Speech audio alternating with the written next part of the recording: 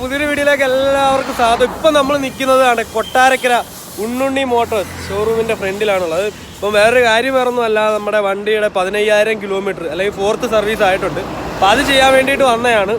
അപ്പം നമുക്ക് ഇനിയിപ്പോൾ ആൾ കേരള റൈഡ് സ്റ്റാർട്ട് ചെയ്യാണ്. March 1 ഞായറാഴ്ച തൊട്ട് ആൾ കേരള റൈഡ് സ്റ്റാർട്ട് ചെയ്യാണ്.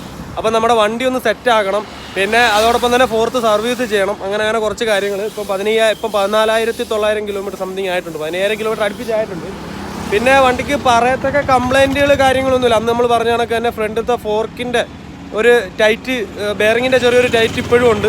പിന്നെ ചെയിൻ ഒന്ന് സർവീസ് ചെയ്യണം. പിന്നെ ഈ സൈലൻസറിൻ്റെ കളർ ലഡാക്ക് റൈഡ് കഴിഞ്ഞിട്ട് നമ്മുടെ വണ്ടിയുടെ സാഡിൽ ബാഗിക്കുന്ന സാഡിൽ സ്റ്റേ കൂരി വെച്ചിരുന്നു. അപ്പോൾ അതാണ്ട് അത് കൊണ്ടുവന്നിട്ടുണ്ട്, അതൊക്കെ ഫിറ്റ് ചെയ്യണം, സാഡിൽ സ്റ്റേ ഫിറ്റ് ചെയ്യണം.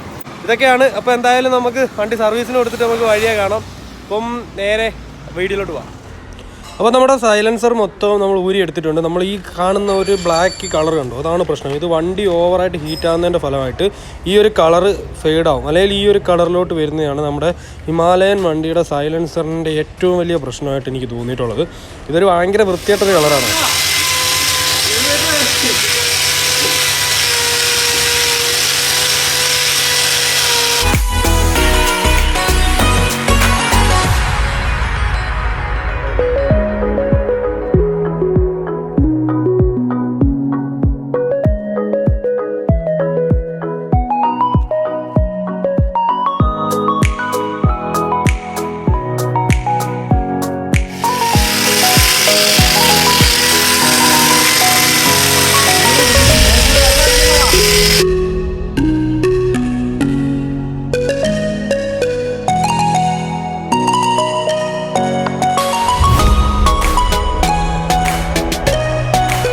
നമ്മുടെ ബ്രേക്ക് പാഡ് അപ്രോക്സിമേറ്റ് 70% തേഞ്ഞ് തീർന്നിരുന്നു. അപ്പോൾ നമ്മൾ ബ്രേക്ക് പാഡ് ഇപ്പം പുതിയത് ഇട്ടിട്ടുണ്ട്.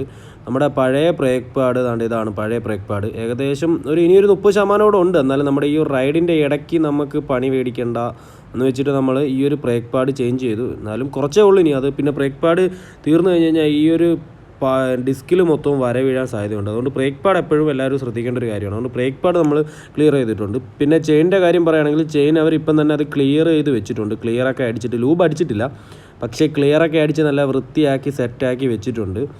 പിന്നീട് നമ്മുടെ ഫ്രണ്ട് വശത്ത് നോക്കുകയാണെങ്കിൽ ഇതാണ്ടോ, നമ്മുടെ നേരത്തെ എൻ്റെ കയ്യിലിരുന്ന അല്ലെങ്കിൽ എൻ്റെ വണ്ടിയിലുണ്ടായിരുന്ന ഫ്രണ്ടിലത്തെ ആ ഒരു ലൈറ്റിൻ്റെ ഒരു ഭാഗം പൊട്ടിയിരുന്നു. ഇപ്പം പുതിയ ലൈറ്റാണ്, കവർ പോലും പൊട്ടിച്ചിട്ടില്ല.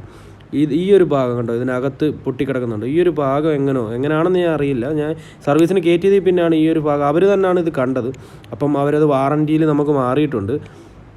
അപ്പം ഫ്രണ്ടിൽ പുതിയ ലൈറ്റൊക്കെ വന്നിട്ടുണ്ട്, അടിപൊളിയായി ഉഷാറാക്കി. പിന്നീട് പറയാനുള്ളത് നമ്മുടെ ബെയറിങ്ങിൻ്റെ കാര്യമാണ്. കണ്ടോ, ബെയറിങ് അവിടെ മാറ്റി, ബെയറിങ് ഫുള്ള് സെറ്റോടെ മാറിയിട്ടുണ്ട്. പിന്നെ അവിടെ ഗ്രീസൊക്കെ ഇട്ടേക്കുന്നുണ്ട്. ഈ ഒരു ഭാഗത്താണ് ബെയറിങ് വരുന്നത്. കോൺസെറ്റ് അല്ല നമ്മുടെ ഈ ഒരു ഹിമാലയന് വരുന്നത്, ബെയറിങ്ങാണ് വരുന്നത്. അപ്പം ബെയറിങ് ഫുള്ള് നമ്മൾ മാറിയിട്ടുണ്ട്. അപ്പം പുതിയ ബെയറിങ്ങുമാണ് സെറ്റ് ചെയ്തിരിക്കുന്നത്. അപ്പം അത്യാവശ്യം വണ്ടി ഫുള്ള് സെറ്റ് ആയിട്ടുണ്ട്. പിന്നെ ഫ്രണ്ടിലത്തെ ബ്രേക്ക് പാഡ് നോക്കുമ്പോഴത്തേന് ഇനിയും ഓടാൻ വേണ്ടിയിട്ട് ഏകദേശം ഒരു 40% ഉണ്ട്. ഇപ്പോൾ നമ്മുടെ റൈഡിന് ആവശ്യമായിട്ടുള്ള സാഡിൽ ബാഗ് വെച്ച് കെട്ടാനായിട്ടുള്ള സാഡിൽ സ്റ്റേ സെറ്റ് ചെയ്യണം. നമ്മുടെ ലഡാക്ക് പോയ അതേ സാഡിൽ സ്റ്റേ തന്നെയാണ്, നമ്മൾ പുതിയതൊന്നും മേടിച്ചിട്ടില്ല. ഒരു സൈഡ് ഏകദേശം ഒന്ന് സെറ്റ് ചെയ്ത് വെച്ചിട്ടുണ്ട്. ഈ ഒരു സൈഡിൽ സെറ്റ് ചെയ്യണം. പിന്നെ നമ്മുടെ സൈലൻസർ ഊരി മാറ്റിയേക്കുന്നുണ്ട്. കാരണം ഈ ഒരു സൈലൻസറിൻ്റെ ഭാഗത്താണ് അതിൻ്റെ ഒരു കണക്ഷൻ വരുന്നത്. സൈലൻസർ വരാൻ വേണ്ടി വെയിറ്റ് ചെയ്യണം. ഇങ്ങനെ വെച്ച് സെറ്റ് ചെയ്യുമ്പം നമ്മുടെ സാഡിൽ സ്റ്റേയുടെ കാര്യം സെറ്റാവും. സൈലൻസർ നേരത്തെ കണ്ടില്ലായിരുന്നു, ബഫ് ചെയ്യാൻ കൊടുത്തേക്കാണ്. അതോടെ സെറ്റ് ചെയ്ത് കഴിഞ്ഞാൽ പൊളിയാകും. അപ്പം എന്തായാലും നമുക്ക് സൈലൻസറൂടെ വന്നിട്ട് കാണാം. ഓക്കെ, മറ്റേ നേരത്തെ സൈലൻസറിൻ്റെ അവസ്ഥ നിങ്ങൾ കണ്ടതാണ്. ഇപ്പം നമ്മുടെ സൈലൻസർ എല്ലാം നല്ല രീതിയിൽ ബഫൊക്കെ ചെയ്ത് പോളിഷൊക്കെ ചെയ്ത് കുട്ടപ്പനായി കൊണ്ട് വന്നിട്ടുണ്ട്. അപ്പം നേരത്തെ പക്ഷേ വണ്ടി എടുക്കുമ്പോഴത്തേന് എന്താ പറയുക, ഒരു ഗോൾഡൻ മാറ്റ് കളറാണ് നമുക്ക് സൈലൻസറിന് വരുന്നത് ഈ ഒരു ഭാഗത്ത്. പക്ഷേ നമുക്ക് ഇപ്പോഴത്തെ ഇതിൽ കണ്ടോ, ഇപ്പോൾ സൈലൻസർ നമ്മൾ സെറ്റ് ചെയ്ത് തുടങ്ങി. ഇനി ഇതിൻ്റെ മണ്ടേ കൂടെ ഉള്ള ആ ഒരു ഗാഡിയും കൂടെ സെറ്റ് ചെയ്താൽ മതി. അപ്പം ഇതാണ് സൈലൻസറിൻ്റെ അവസ്ഥ. സാഡിൽ സ്റ്റേ സെറ്റ് ചെയ്തുകൊണ്ടിരിക്കുകയാണ്. അപ്പോൾ നമ്മുടെ ഒരുവിധം നമ്മുടെ 4th സർവീസിൻ്റെ ജനറൽ സർവീസ് അവർ നേരത്തെ ചെയ്തിരുന്നു. അപ്പോൾ നമ്മൾ അതൊന്നും ഷൂട്ട് ചെയ്തിട്ടില്ല. അപ്പം ബാക്കിയുള്ള കാര്യങ്ങളെല്ലാം നമ്മൾ സെറ്റ് ചെയ്ത് കഴിഞ്ഞിട്ടുണ്ട്. ജനറൽ സർവീസിന് വരുന്നത് സാധാരണയായിട്ട് വരുന്ന ക്ലച്ചും ബ്രേക്കിങ് ലിവറിങ്ങും അതുപോലെയുള്ള എല്ലാ സാധനവും ഒന്ന് ചെക്ക് ചെയ്യും. അതുപോലെയുള്ള ഓയിൽ ടോപ്പപ്പ് ചെയ്യും. നമ്മുടെ 10,000 ഓയിൽ ചേഞ്ച് കഴിഞ്ഞാൽ പിന്നെ 20,000 കേട്ടോ. നമ്മുടെ പഴയത് കണക്കാണ് നമ്മുടെ സാഡി സ്റ്റേ എല്ലാം നമ്മൾ സെറ്റ് ചെയ്തിട്ടുണ്ട്. ഈ അടുത്ത റൈഡിന് വേണ്ടിയിട്ടുള്ള കോപ്പൂട്ടൊക്കെയാണ്. സൈലൻസറിൻ്റെ അവസ്ഥ ഇപ്പോൾ ഇതാണ്. നമ്മളൊന്ന് ഇത് ചൂടാകുമ്പോഴത്തേന് ചിലപ്പോൾ പഴയ കളറിലോട്ട് തിരിച്ചു വരുമായിരിക്കും. എന്തായാലും കാണാം.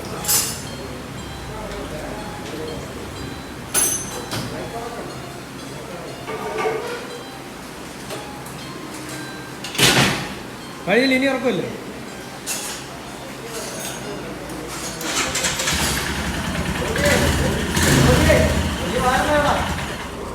അതല്ല മച്ചന്മാരെ, അപ്പോൾ നമ്മുടെ 4th സർവീസിൻ്റെ നമ്മുടെ ബില്ല് കയ്യിൽ കിട്ടിയിട്ടുണ്ട്. ഇത് നമുക്ക് വാറണ്ടിയിൽ സ്പെയർ മാറിയതിൻ്റെ ഒരു ചെറിയ ബില്ലാണ്. ഒരു സ്പെയർ തന്നു, ഏതാ സ്പെയറൊന്നും മെൻഷൻ ചെയ്തിട്ടില്ല, പക്ഷേ മോഡലും കാര്യങ്ങളെല്ലാം എഴുതിയിട്ടുണ്ട്.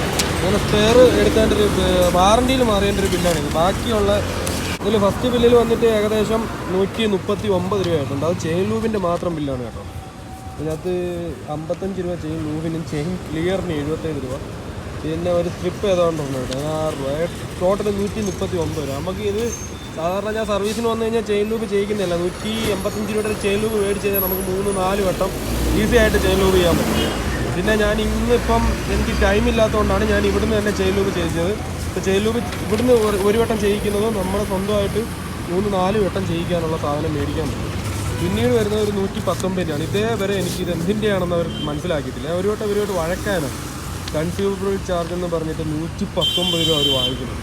എന്തിൻ്റെയാണെന്ന് എനിക്കിതേവരെ മനസ്സിലായിട്ട്. ഒരു വട്ടം ചോദിച്ചപ്പോൾ അവർ പറഞ്ഞത് ഗ്രീസും പിന്നെ മറ്റേ വേസ്റ്റിൻ്റെ എല്ലാം കൂടെ ആണെന്നാണ് പറഞ്ഞത്. അതൊന്നും നമുക്ക് ഒന്നും വിശ്വസിക്കാൻ പറ്റില്ല. കാരണം വെച്ച് കഴിഞ്ഞാൽ 3-2.5 ലക്ഷം രൂപ കൊടുത്ത് വണ്ടിയും മേടിച്ചിട്ട് കൺസ്യൂമബിൾ ചാർജ് എന്നൊക്കെ പറഞ്ഞിട്ട് ഈ മേടിക്കുന്നത് കുറച്ച് അന്യമാണ്. അത് പിന്നെ ഫ്രീ സർവീസിലാണെന്നുള്ളതാണ് വേറൊരു കാര്യം.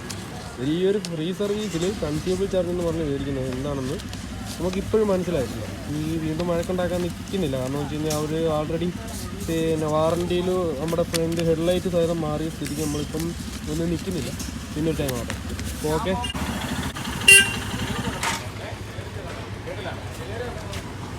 ഇപ്പം നമ്മുടെ വണ്ടി വാഷിംഗ് കഴിഞ്ഞ് വന്നിട്ടുണ്ട്.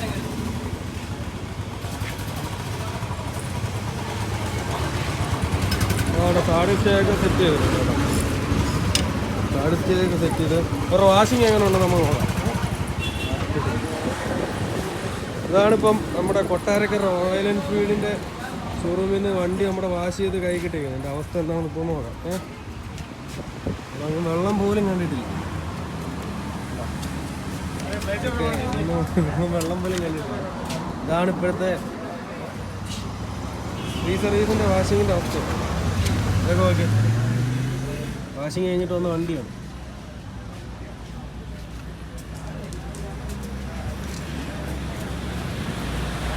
ഇതാണ്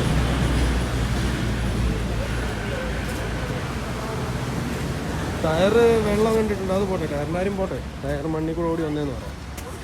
പക്ഷേ ഈ ഒരു ഭാഗത്ത് ഇതിനെക്കാട്ടിയും വൃത്തിയായിട്ട് നമ്മൾ കഴിയും. നോക്കി, ഈ ഭാഗത്തൊന്നും വെള്ളം കണ്ടിട്ടില്ല. അപ്പോൾ നമ്മുടെ വീഡിയോ വൈൻഡപ്പ് ചെയ്യാണ്. അപ്പോൾ നമ്മുടെ വണ്ടിയൊക്കെ തിരിച്ചു കിട്ടിയിട്ടുണ്ട്. ഇനിയിപ്പോൾ എടുത്തിട്ട് വീട്ടിലോട്ട് പോകണം. ഇപ്പോൾ നമ്മുടെ 2 സബ്സ്ക്രൈബേഴ്സാണ് ഇവിടുന്ന് കിട്ടിയത്. ഒരു അരുണും സൂര്യ. ഇപ്പോൾ നമ്മുടെ ഹിമാലയ യൂസേഴ്സ് തന്നെയാണ് കേട്ടോ. ഇവിടെ വെച്ചിട്ട് കണ്ടതാണ്. അപ്പോൾ നമ്മുടെ സബ്സ്ക്രൈബറാണ് അതെന്ന് പറഞ്ഞിട്ട് കേട്ടോ. എന്തായാലും ഇപ്പം ബൈ പറയാണ്. മച്ചാമാരെ ഒരു ബൈ പറഞ്ഞത് ആരൊക്കെ ഉണ്ടായാലും നമ്മൾ ബൈ പറയും. അപ്പോൾ അടുത്ത വീഡിയോയിൽ കാണുമ്പോഴേക്കും ബൈ.